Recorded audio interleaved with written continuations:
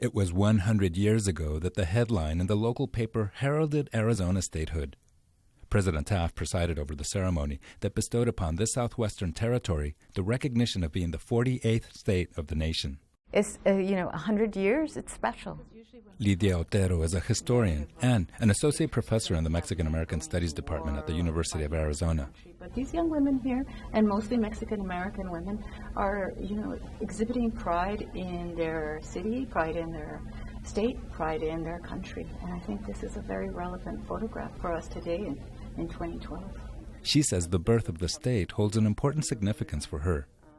I share the same birthday as Arizona, so I remember in the 4th grade being at Lynn Orquides School and standing next to a big flag of Arizona and my teacher in my class singing happy birthday to me. And I felt a sense of pride of sharing my birthday with Arizona. Otero's interest in the history of Arizona led her to author a book called La Calle.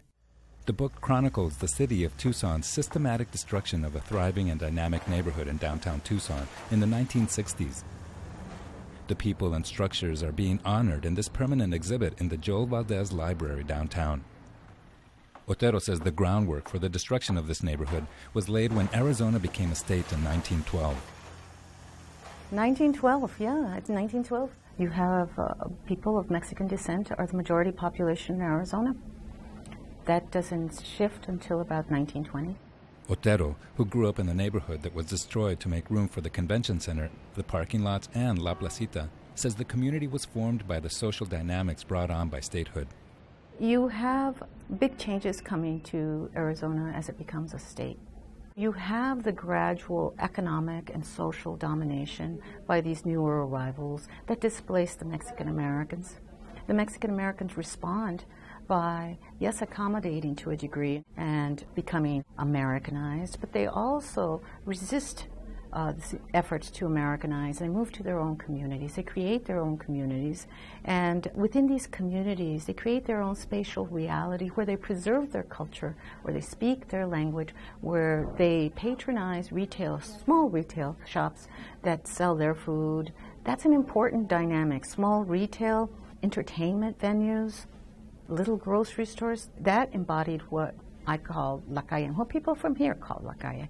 In her book, La Calle, Otero tells a story that is well known in the community.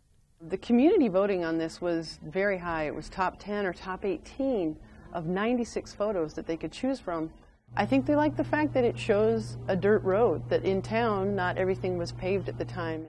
When I look at this photograph, I see the dirt street, and it causes me to wonder about city services that they're not being provided to these people. She says the diaspora created by the displacement of so many families means that this story has been told many times, and it's a story that was waiting to be told in a book. We lived 1.5 miles from here, but we walked here, and this is where we did our main purchases in this area. So it's like this commercial activity, I think it was very unique to this area. Now, 100 years later, we have urban planners trying to seek those elusive ingredients that create a so-called healthy city. We used to have those things. We used to have people walking. We used to have building materials that were efficient, energy efficient. We used to have downtown as a destination, and that was 50 years ago. And now we're trying to go back in time and recreate what city leaders purposely tore down. Otero says the Centennial celebration of Arizona statehood is an important opportunity for the community to take stock in how life here has evolved and to ponder the changing nature of our society. It signifies the full integration of a territory into the nation state. But even in 1912, there were questions about membership. Similar issues to what we have today about membership and who belongs, who doesn't belong. In May of 2010, somebody passed by and yelled at me, "Go back to where you belong." I think a lot of people encounter that. This narrative of belonging and not belonging, I think it's a critical narrative that we're discussing right now in 2012, but it was also a narrative that was being discussed in 1912. And I'm hoping we have different conversations 100 years from now, based more on that spirit that Tucson's always cultivated, one of belonging. and membership. A sense of belonging is what one sees on these photos. And Otero says it's also possible to see what might be in store for the future of our state. I don't have a crystal ball, but if all the predictions are true, 100 years from now, when Arizona celebrates its 200th birthday, we'll kind of go back in time, because I think people of Mexican descent will again be the majority population in Tucson if these predictions are true.